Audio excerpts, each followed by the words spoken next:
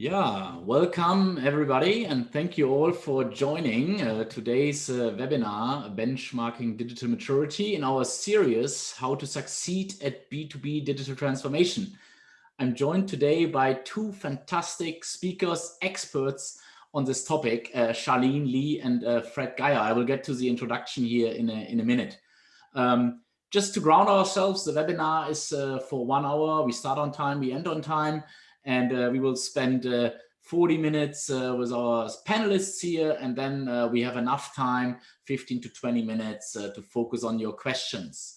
My name is Jörg Niesing. I'm an affiliate professor at INSEAD in the marketing department, and all my work, I'm saying, is always focusing on the intersection of digital transformation, customer centricity, and data analytics. I'm the program director here at INSEAD at two of our flagship programs, leading digital marketing strategy and B2B marketing strategies for senior executives. And I'm also the co-founder of the platform B2B Digital Transformation.com, where we, by the way, also upload this webinar where you get access to the reports our speakers will talk about today as well. And I recently also published a book, which you can see here in the background. With Fred Geyer here, which we will also address some of the content today. But let me introduce my speakers here. It's great to have you, Charlene. Thanks for joining us. So for the past 2 decades, Charlene has been helping people to see the future. She's an expert on digital transformation, leadership, customer experience, and the future of work. She's the author of 6 books, including the New York Times bestseller, Open Leadership, and co-author of the critically acclaimed book, Groundswell. Her latest book is the bestseller, The Disruption Mindset. She is the founder and Senior Fellow at Altimeter, a disruptive analyst firm acquired by Profit in 2015. Named one of the most creative people in business by Fast Company, Charlene is a graduate of Harvard College and Harvard Business School and lives in San Francisco. So thanks for joining us at this early time for you, Charlene. Great to have you. Thank you so much for having me.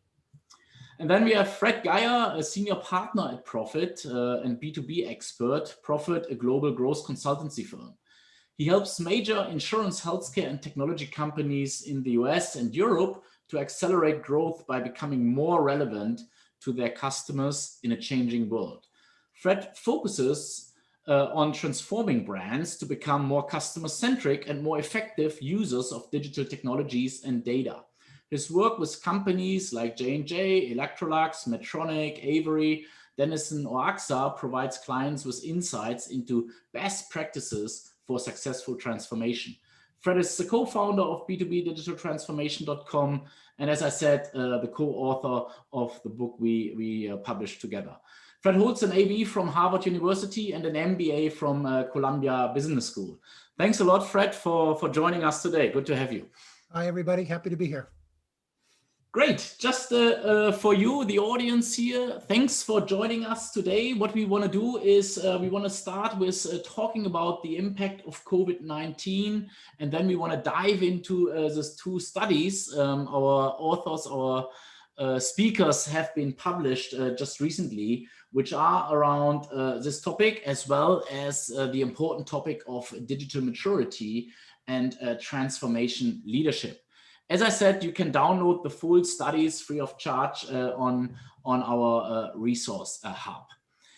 So just for you, feel free to type in questions at any time using the Q&A button. As I said, we want to spend some time later on your questions while we have Fred and Charlene here today.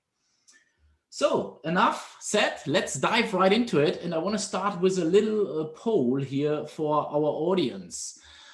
Because I mean, what we have realized, what I'm realizing in my classes, in my discussions with senior executives, digital selling is one of the key problems companies are facing today when dealing with their transformation.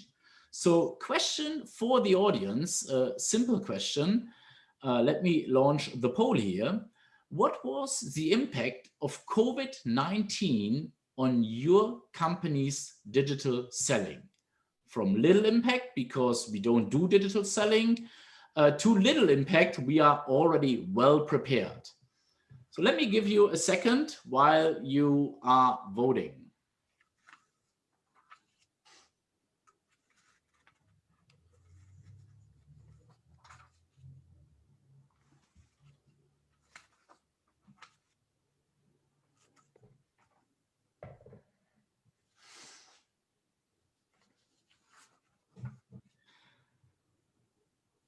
Yeah, I love this question because it opened up a lot of more questions for us in a follow-on research I know we're going to talk about later around the state of digital selling.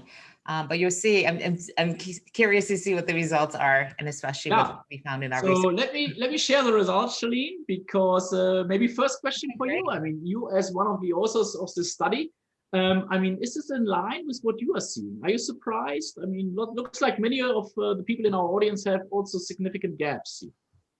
Yeah, again, I'm not surprised by this. One of the key things we're seeing here are the significant gaps. Very few people actually say we're really well prepared. And again, digital selling is so new still, even though it feels like it's been around for a really long time. It is really hard to be able to do this. And what I think what COVID-19 has really shown is just how far we still have to go when you actually cannot go see your clients in the way that you used to. Yeah, that's pretty consistent with what we saw among B2B audiences too. For B2B sellers, COVID's been very disruptive, but in some ways, because many of the companies aren't that sophisticated, what it did is it moved personal selling into Zoom environments. But they didn't have, for instance, large or very sophisticated account-based marketing operations. So that type of big disruption didn't happen, but the disruption to the personal selling did. Yeah, let me maybe also share the results from that study you were referencing, Fred. I mean, here the audience can see it. I mean, very much in line with what we just saw from the audience, right? 80% experience a gap, sometimes significant. And I mean, maybe Fred, first question here back to you. I mean, what do you think are the main challenges? I mean, why is this also in particular when we talk about digital selling besides COVID, of course? Yeah. So, well, particularly in B2B, what we've seen in our research is that many companies are still using models that are selling models that are quite personal selling dependent. The role of marketing, the role of digital marketing often comes at the top of the funnel, and most of the work of selling is happening by sales forces, by technical support teams, by those folks who deal in teams or individually with their customers.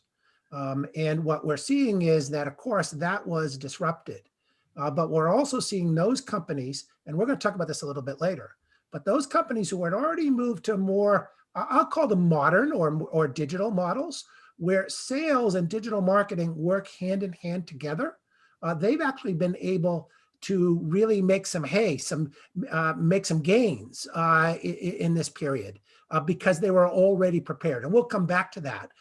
And that idea is something that we're going to see a theme, not just in selling, which is probably the most acute place where COVID impacted first, but we're going to see that across the different transformation agenda priorities.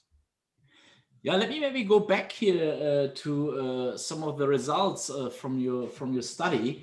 And I know, Charlene, you have done a similar study last year, slightly different question. I mean, first of all, maybe your takeaways on, we see lots of challenges here that you identified are operational, right? They have an operational focus. I mean, of course, COVID, many companies think about how to literally keep their business running. But I mean, what's your perspective here? First of all, on the results from this year, and if you compare it to the study from last year, I think there were quite some differences. Yeah, and we'll see a little bit later on what the initiatives look like. And it's no doubt that COVID is by far the biggest challenge, but also the biggest incentive in some ways to be driving digital transformation. Again, the biggest word that we're seeing this year is around flexibility, agility, being able to pivot, because you have no idea when things are going to change. And as we've just seen just over the past few weeks, things just went back into lockdown mode. People having to close down, move back to digital delivery and services. So it's no surprise that the priorities changed because of COVID-19. The biggest difference is that the year before, it was much more focused on innovation, on finding ways to create a more seamless customer experience. Those things are still important. But as you see from some of the other data, the priorities around that agility and flexibility, having the infrastructure to be able to allow that, is a top priority. Yeah, I'm picking up on what Charlene is talking about, is this idea of this kind of theme, these things in purple, the blocking and tackling to keep things running, really popped this year. But then there were two other areas that we've seen consistently from study after study, particularly in the B2B environment, but across actually all sorts of companies. The first one is you'll see in the lighter green, the cyan, what you need to do to get your organization to shift. And we see this consistently. It has different aspects for different companies. Sometimes it's around culture, sometimes it's around expertise and talent. But it's a pretty consistent theme. And when you have to move fast, like you had to do this year, it became even more important. And then the other one is harnessing data and analytics on behalf of the customer. Charlene, you've seen this quite a bit, right? Right. Again, the data analytics, a deeper dive into that, is people are investing more in data analytics, but not necessarily get more data. It's to understand what that data does for them, to interpret it. And especially with COVID-19, it's really to understand, where are my customers going? Where are they at? What's going on with them? So a heavier investment into just that listening and that customer voice. One other thing I would emphasize is, and then this is a question that I saw coming in from David, is like, how do we deal with sort of fatigue around this term, digital transformation? And the way that we look at it at Altimeter and Profit is that digital transformation is just a process. And we'll talk a little bit about digital maturity, but it's the process to give you the digital capabilities so that you can do these business transformations. It's great to be able to put a digital platform in place, but if you don't have the organizational, the leadership issues also that come with that, all these issues that we see highlighted in the blue here, if you don't have those addressed, the transformation part of digital transformation, then none of it's going to matter. Yeah, I think that's a great point. I mean, I was just talking in another webinar about a study where 70% of organizations actually do not achieve to reach their digital transformation ROI, right? So maybe bring back to David's question here. I mean, how do we define it? I mean, we could have an entire webinar just on this question. I mean, maybe a follow-up question then for you, Fred. I know you talked about customer centricity, and you recently wrote an article about the selling shift, the experience makeover, and the proposition pivot, which are all linked on understanding what customers really want. So why, I mean, you were both talking about it, but it's not showing up here in the results directly, right? But when I'm listening to you, it's indirectly there. And I know that you are following that slogan, customers first and people last. Can you elaborate on this? Why you maybe in the study don't see that? Yeah. So it's funny because often the things around digital technology focus on the technologies, and that makes sense because that is the driver of change. But when you look at those companies who are most successful, they have two common, well, actually, they've got several common characteristics. One of them is they use the technologies and they think about the sequence of using technology and data very well. The other thing that they do is that they do things in particular around customers to put the technology at the service of customers, not the other way around. In fact, some of the most jaded, most sophisticated folks that you'll talk to, and Charlene sees this all the time in San Francisco, some of the real, kind of technology pioneers, what's characteristic about them is they think about technology, it's a tool. It's a tool to do a job, and the job is for customers. And essentially, if that tool doesn't work, they get another tool. Meanwhile, a lot of folks, I'll call it, who aren't as mature, they think about the technology as the end result, the thing we have to do. We got to get on this or we got to get on that. And that mindset, that difference in actually putting technology at the service of customer is a real key underlying difference. The other one, though, is this idea that we're not just talking about the customer. We've got to connect what our people do to the customer, because it's great to have platforms. And there's been a lot of research, for instance, in the area of marketing automation platforms that say that most organizations use a small fraction of the power of these platforms. And it's because their teams don't know how to do it. They don't know how to connect it to customers. And so what we see is this idea of people almost on both the bookends of transformation become the most important thing. Right. And Fred, just to build on that, the marketing automation it's so powerful. But if the purpose of it is to drive a transaction versus to drive a relationship, right? And in B2B, it's all about the relationship. So you may be looking at your dashboards, but are you thinking about what does it take for this relationship to truly move forward? It's marrying the power of account-based management, of the people relationships that you have, along with the tools to be able to bring all this together. That's right. Well, and that's actually, great. It sets up what we're going to talk about next. Yeah, exactly. Because the questions here from Paul and Ranier, we will get back to this later. We dive deeper into technology, and you brought it up, Fred, maturity, right? Let's maybe dive into this because the main part of your study is understanding the digital maturity of organizations. Right. And here, when organizations embark on digital transformation journeys, their ultimate goal is to increase at the end digital capabilities, skills, and processes to drive certain KPIs. And here, Charlene, back to your study, as I'm sharing the slide here. You have developed a measurement system with your team that classifies organization into various maturity segments, because I think it's important. Again, I'm always saying a baby needs to start crawling before it starts walking, right? So you need to understand where you stand to understand what's your next step. Can you talk a little bit about the measurement system here? Yeah, and absolutely.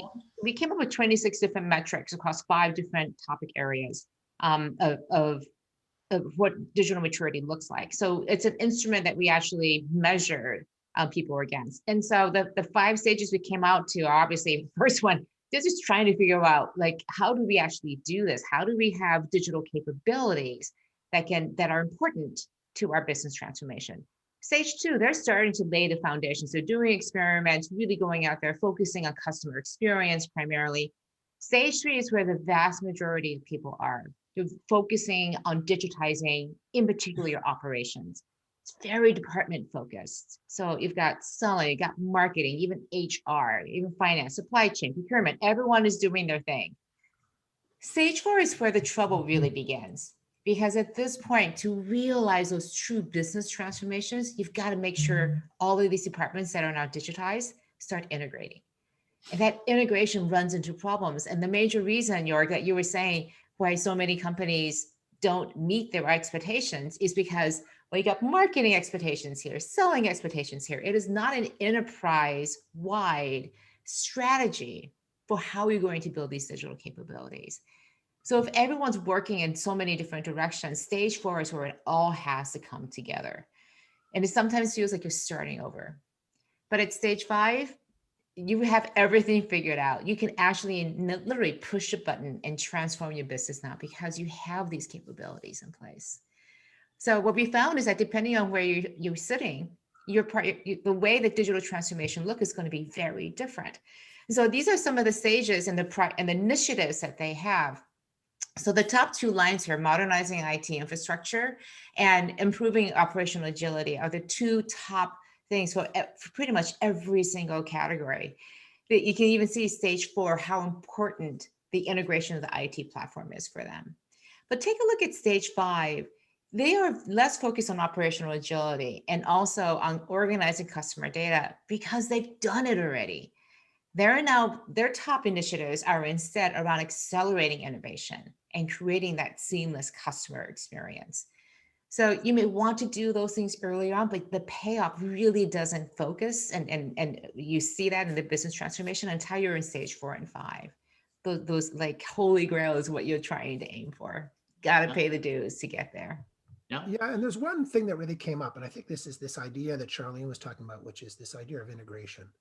But and Paul has it in one of his questions, this idea of bolt-on, and it's not the key here is he's pointed out the right problem, bolt-on, and that is, if you think about transformation as a set of discrete initiatives, which happens a lot, that have to be essentially programmed, managed, and put in, then each one stays in their silo. You make some gains, but to Charlene's earlier point, those gains tend to be transactional. You up your conversion rate in this area, et cetera. You improve the cost to serve in a customer experience, et cetera. And those are good, but the trouble is you don't necessarily really change the relationship with the customer, deepen it, expand it, which is so important in B2B.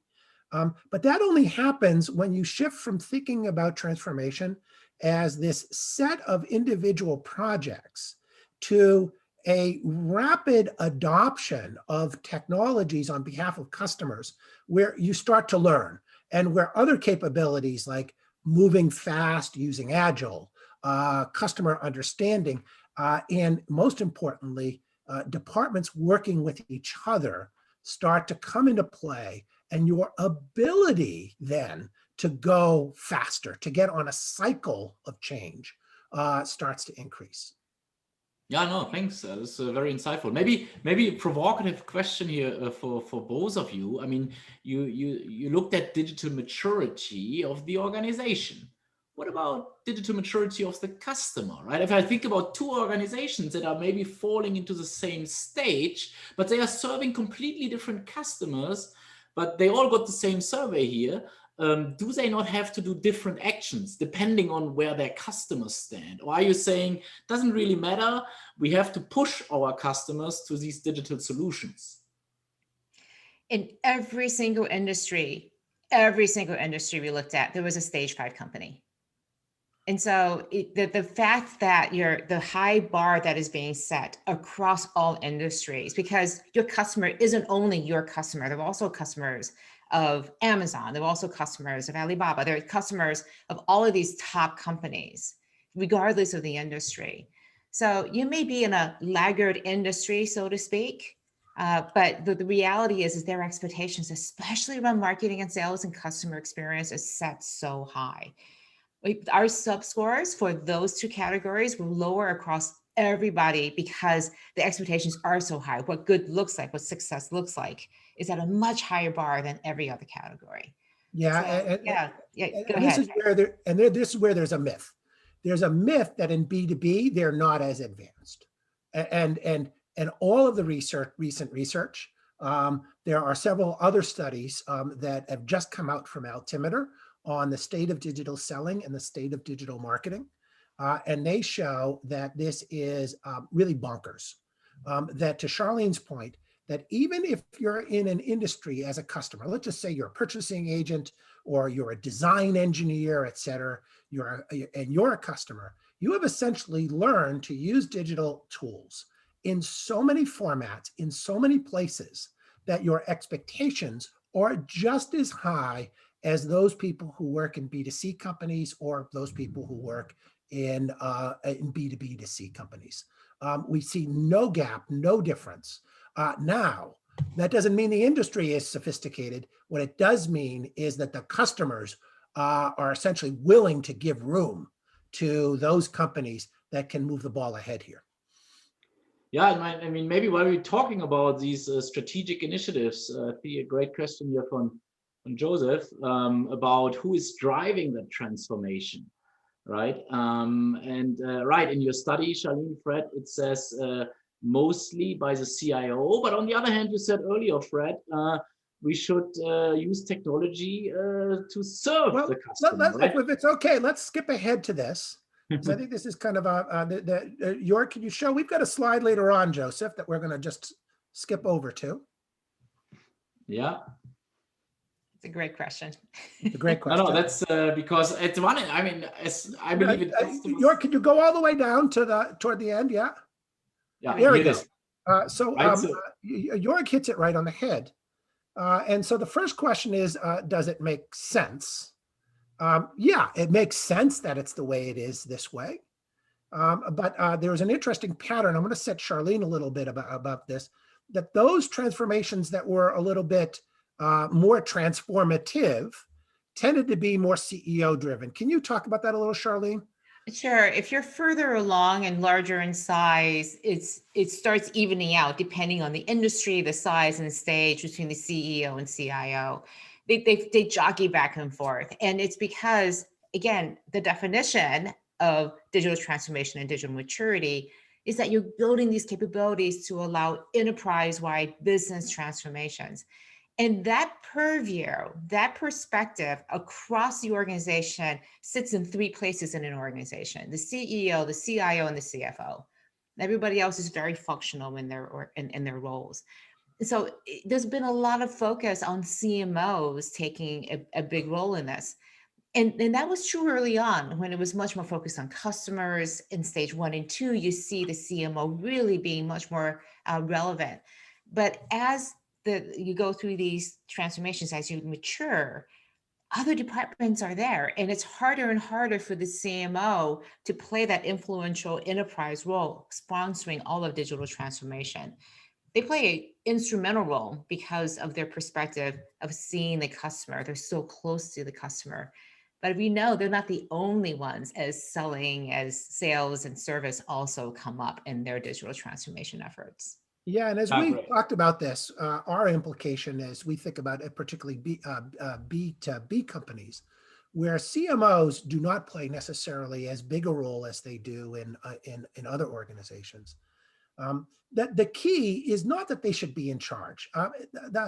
When you see real digital transformation succeed, it's when they become more enterprise, when they become cross-functional, but that there's a real seat in the table for the customer. And that's often the role of the CMO. And when we look at transformations where there isn't a role for the customer, that's a real problem. I'd also, going further, it wasn't even on the chart, but I'd say that also applies to HR. HR is so often left out of this equation almost entirely. There needs to be a greater and greater focus on that. I think go ahead, York. No, I just want to say, I think it's great. You highlighted both. It's more or less a team effort, right? If you don't bring in that customer-centric perspective, you just maybe another company following the digital buzzwords and spending money, but you don't really know what to use it for. I've met many of these in my classes here at INSEAD. Yeah, the trinity, I think, of digital transformation is the CIO, digital, the CMO, the customer, and the CHRO, the people, because this is a transformation of the organization. And for the HR person, the lead person, not to be involved, to see themselves as risk mitigators, to just handling the hiring and transaction of people, versus seeing it as a strategic role to say, how are we going to transform our organization? And what we've seen over the past 8 months is an elevation of the CHRO because of the challenges of COVID. And now what we're seeing more and more in working with them is that they now have that seat at the strategy table because they are seen as so important to the success of organizations. we've done a lot of studies at Profit around the role of HR and culture and organization and transformation. And we're seeing this almost awakening right now happening, that they have to be there at the digital transformation table too. Yeah, and that sets up your this idea of those people who are ready or more mature, being able to take advantage of disruption. So obviously, COVID and everything that happened with the pandemic is a huge disruption. But it reflects, when you really get into it, and this chart I think illustrates it. So the green are those people who are at stage 5. And you see just a remarkable difference in them in terms of accelerating their digital transformation efforts. But even the purple, stages 1 through 4, what you see is very few have actually only about 20% have put their stuff on hold. Most are continuing the effort. But there's a difference between continuing and taking advantage. And there are a few places that I think are most pronounced. First of all, those folks who had already moved, and this is particularly true in B2B, that had already moved to an integrated sales marketing experience model that allowed for the delivery and services of products in multiple channels. So for instance, I'll use an example, GE Healthcare, their life science business, now just recently bought by Danaher, has within it a very sophisticated personal selling model, but also the ability for buyers to get biologic agents that are quite customized through an online commerce platform. And that ability to order and select was integrated into both the person-to-person selling, but also digital marketing. And they were able to sustain and actually accelerate what they were able to do because they were already ready. And frankly, their competitors were not. So that the disruption of COVID, and that's a real example of integrated preparedness allowed them to take advantage of the situation.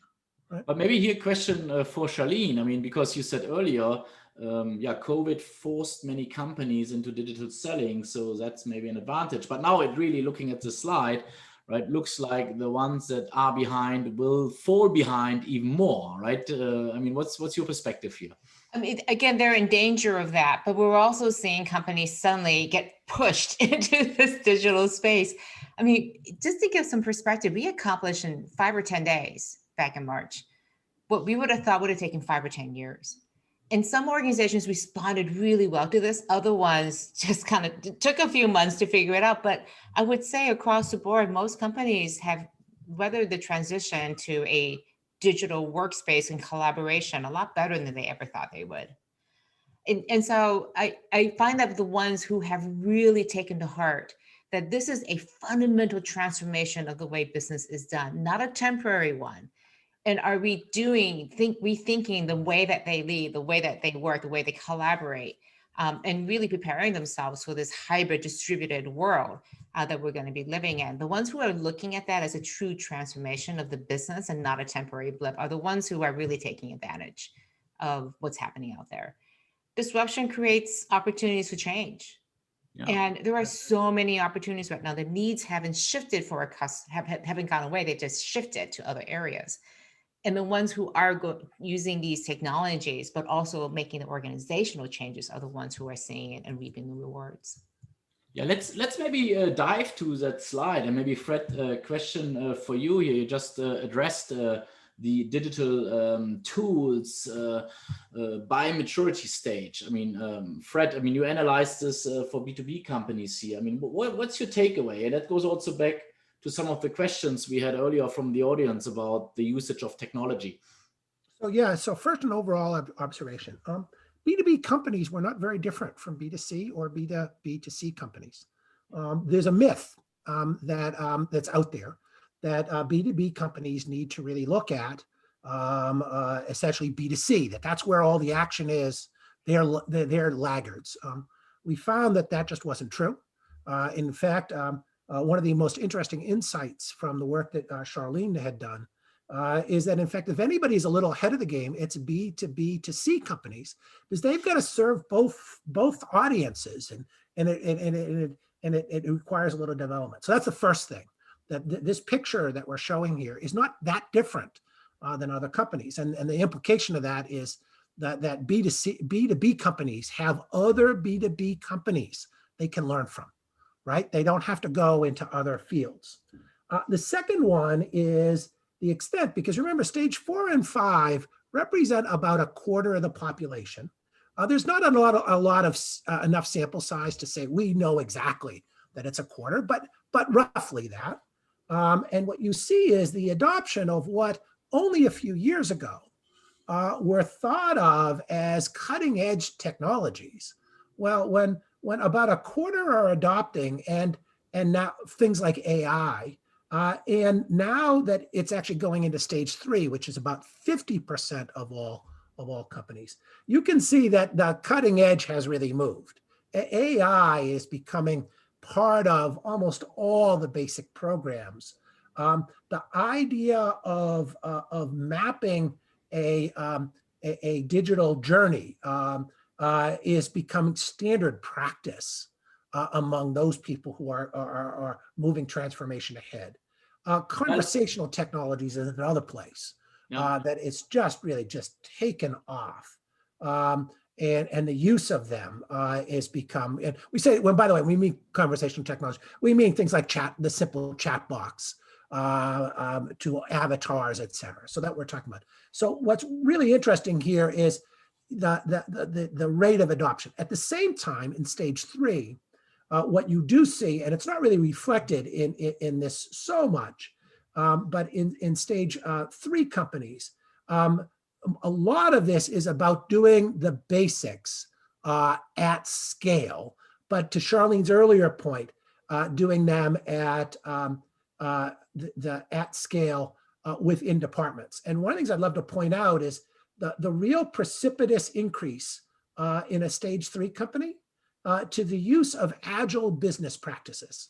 So they maybe not have put in place some of the more advanced technologies, but wow, what a leap in going faster that they're starting to make. Yeah, no, absolutely. And maybe here, let's dive one slide deeper here. A question for Charlene about future investments, right? And I think there's also this question from Rainier about the future of AI, and the earlier point you guys made, leveraging AI to serve the customer better.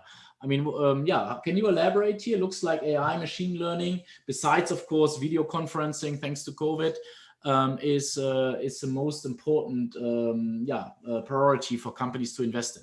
Yeah, what we saw in the general setting, and is reflected here again, that AI, machine learning, 5G in particular, investments into that, and teleconferencing just across the board, obviously for good reasons. But AI, I just want to tap into that a little bit. It's everywhere. It's built into things. You buy it off the shelf. It's just built into the software that you have now. You're not even aware of it. And so the fact that it's being integrated and versus a separate thing, but also seen as a strategic advantage, that if you can collect better data, have better clean data, and data that you trust, that it is you're centering around a common sense of what truth looks like. But oftentimes you walk into organizations, they have 9 different versions of customers. It's not a unified view of a customer. They have 9 different views for every single department of what good looks like in terms of a customer experience. That's really hard to unify. And AI is able to really start bridging the gaps to say, well, how does your customer and my customer really start looking like the same customer? What does that truth look like? Yeah, no, great. Let's maybe dive into the questions. I mean, we already tackled some of them. I think one is really nicely related here from Rainier. I mean, we haven't touched on change management, right? Rainier is asking, a lot of companies cannot execute on innovation, and they are facing a lot of challenges, right? As you discussed, priorities, skills, processes. So what would be your advice, your approach, to execute proper change management? Who wants what I'd love to to start, do, if Fred? we could, I'll take this and then I'll hold it over to Charlene, because she has some perspectives about leadership that I think would be really important to layer on. What we've seen, and now this is really from our consulting experience with some very large companies that are in different stages of transformation, but that a common, I'll call it tool, to make this happen organizationally is what we call the Transformation Management Office. And that is to equip and organize a coordinating body at the center of the transformation that goes way beyond what is typical. So what is typical is a project management office at the center of a transformation. It keeps track of the budget, and it keeps track of the different initiatives. And there's a real, I hate to say it, it tends to get even very stage gatey the more it goes along, right? And that can actually be the antithesis, because what it does is it reinforces department silos. It reinforces the transactional nature of the transformation. The TMO is very much about saying, no, transformation is about change management. It's about culture. It's about data. It's about integrating. How do we actually think about those things, and what's our plan for that? Now, that takes real changes in how we think about the role of middle managers and senior leaders. And I'm going to toss it over to Charlene because she's actually looked at this quite a bit. Right. Again, I couldn't agree with you more, Fred, in that transformation office keeps in mind what that long-term 3 to 5 year strategy looks like, and what are the capabilities we need to have in place in order for that to happen. The role of the middle manager is a big part of that. We oftentimes think of them as the frozen middle, the permafrost, where nothing just moves there, because they are institutionalized in this way that they are the gatekeepers of information going up and decisions going down. And what a lot of transformations do is to change and redefine the role of that middle manager from being a gatekeeper to being a facilitator. And when you do that training, this is less about training them how to use the tools, but to train them on what your role is going to become. How do you become a different kind of manager that's needed in a place where we need to facilitate this transfer of information? And it's about not breaking down the silos, but putting windows between them so that the customer can flow seamlessly between the departments and across, and their data can follow through with them. So with that, maybe a follow-up question here, because Paul is asking the question about mindset, right? Changing mindset to be innovative, to move forward. I mean, what you described, Charlene, makes total sense. But what we also see, the middle management needs to then step out of the comfort zone, right? So, and it's again a mindset change. So what's your advice here? Maybe from the two of you, Charlene, if you want to start. How can organizations, not just on the top level, change their mindset, their approaches, but also help middle management to do this? The one and only thing I've ever seen work is a focus on the customer. I mean, it's almost a rabid, nonstop focus on the customer, and in particular, a focus on who your future customer is, not just who your customer is today, but focusing on change. We need to serve our customer today really well, but we're focused on being able to serve this new customer. So we need to change to be able to meet the market where it is. From Amazon PR FAQ to focusing on that customer experience that you're trying to create. But everyone is aligned around that. And it's not just the people in the customer journey team or the customer experience team, but every single person's focused on that. Then you start. I want to second this. And it's just, it's both so consistent, but why does this work, right? Because it's more than just, customers are important and they drive the business. Of course, that's true. But if you think about the incentives for a middle manager, right? Somebody, let's just, pick Susan, who's been with the company for, I'm just making it up, 25 years, right? And she's learned how to do business in this company well, right? And now the threat of enormous change is coming at her fast, and she may not be trained for it. She may not be comfortable with it. And what more than anything, her whole way of being, all the skills that she's learned to deploy. Now, you can advocate, you can urge, you can inform, and you can train. Now, those things are important. But when you shift the focus to the thing that she will totally agree with, that is the customer. And then I would say you've got to go one step further and give her concrete tools that she can learn to deploy, as well as fill in her team with some expertise in using those tools. Then you empower her instead of threaten her. And I think that's the key here. The customer both is something that the whole organization can mobilize around, but also focusing on the customer is a lot less threatening than focusing on me. And that's why it can work. Yeah, and maybe here a question from Granny. I mean, we talked about the team effort, right? It should be not just the CIO, the CFO, or the CMO driving the transformation. It should be a team effort. But she's also saying that on the C-level executive level, often the proximity to the customer is missing, right? And I remember I did a study recently about companies that are acting on a legacy business model, right? They think they are customer-centric, but they are customer-centric on a legacy business model. So what's your advice here? I mean, how do you really understand what customers want? We most likely back at the discussion around data, right, Charlene?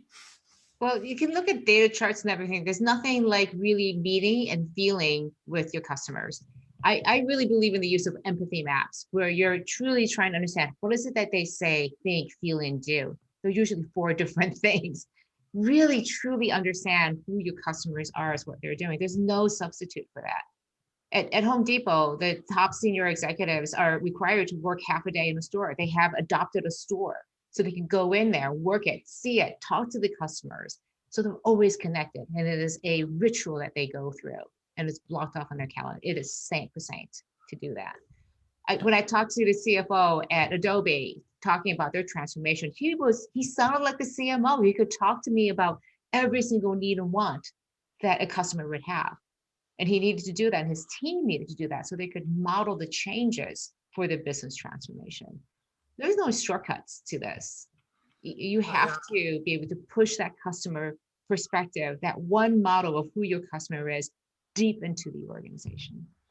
And I want to pick up because in her book, Charlene talks about this idea of going to where the customer is going to be. And one of the things you do see very pragmatically with CEOs is, they've been to every conference in the world. They've been to every trade show. Most of them have been out in the field talking to buyers, et cetera. And the idea that that customer centricity is all about doing more of that, A, it's not true, and B, it's not going to excite them.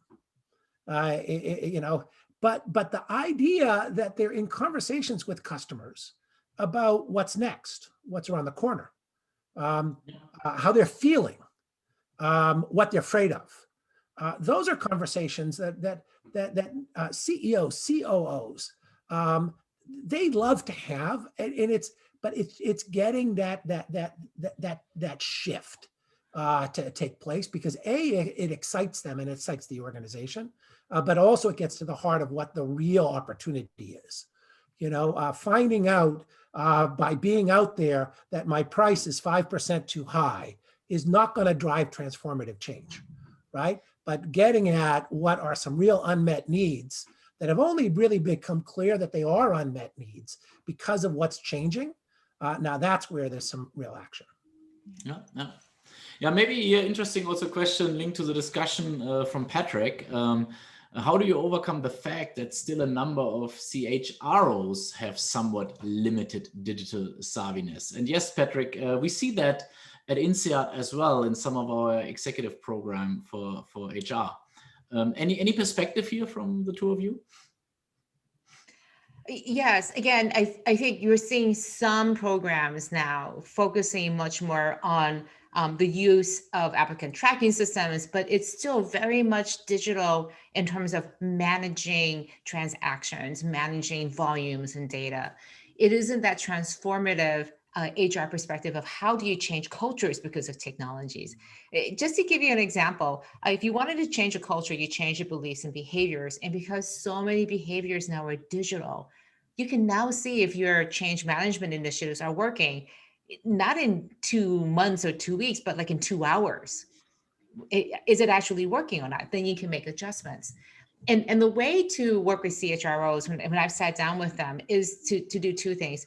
Have them really go out and see how employees are working, truly working and collaborating and doing the agile work and the tools that they're using. And then also talk again to the customers, because in the end, HR is hiring people to be able to work with customers. The customers are digital, employees need to be digital, the HR department needs to be digital. So again, that customer focus, internal and external, is usually what changes them.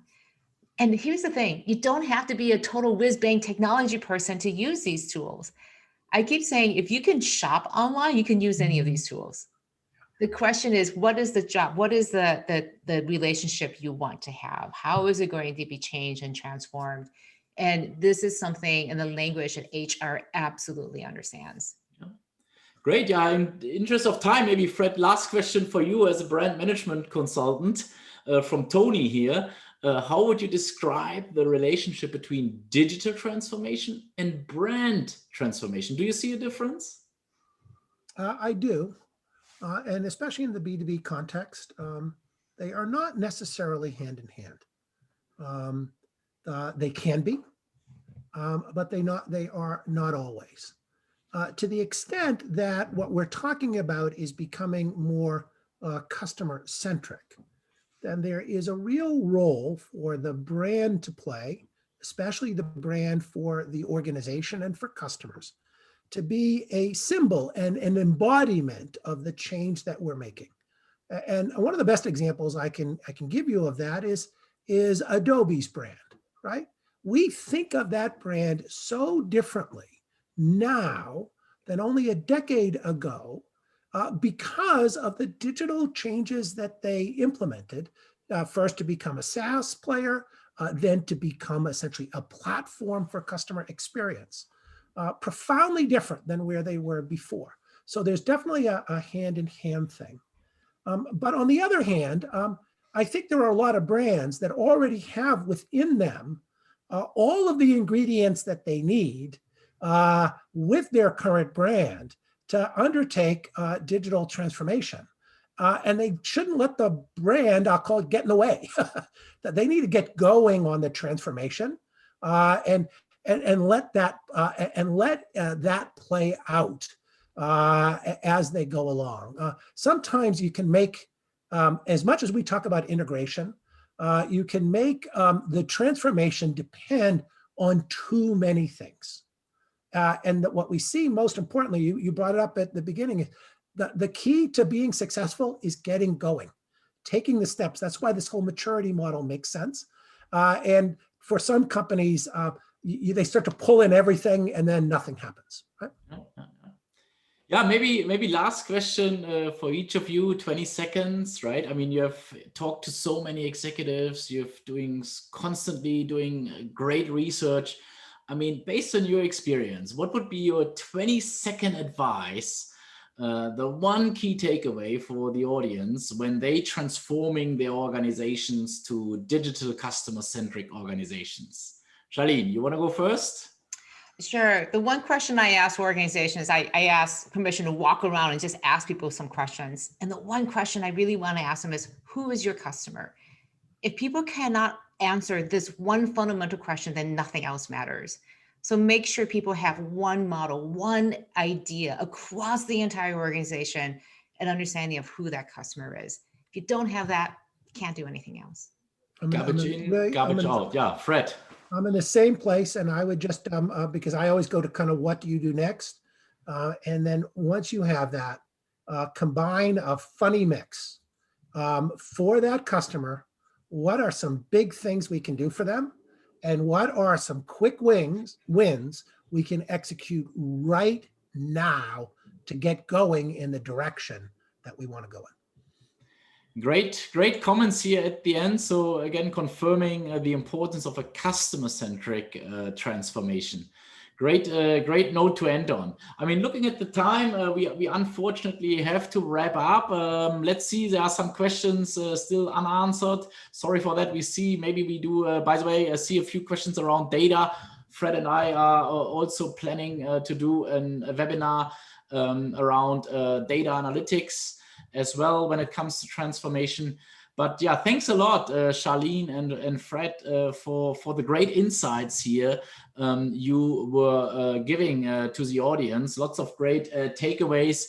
And I mean, as I said at the beginning, both studies for the audience here with the rich insights can be downloaded at our resource hub, B2B digitaltransformation.com, b2bdt.com, where you also find lots of articles that we are constantly publishing, or research reports. So feel free to take a look and download the two studies. So again, Charlene, Fred, thanks for joining us today for the fantastic insights. And I'm pretty sure the audience took away some great learnings as well. And thank you all for joining us today on this webinar. Please stay safe wherever you are, and see you on one of our next sessions in the next year. Thank you. Goodbye. Thanks, Jörg. Thank you. Bye-bye.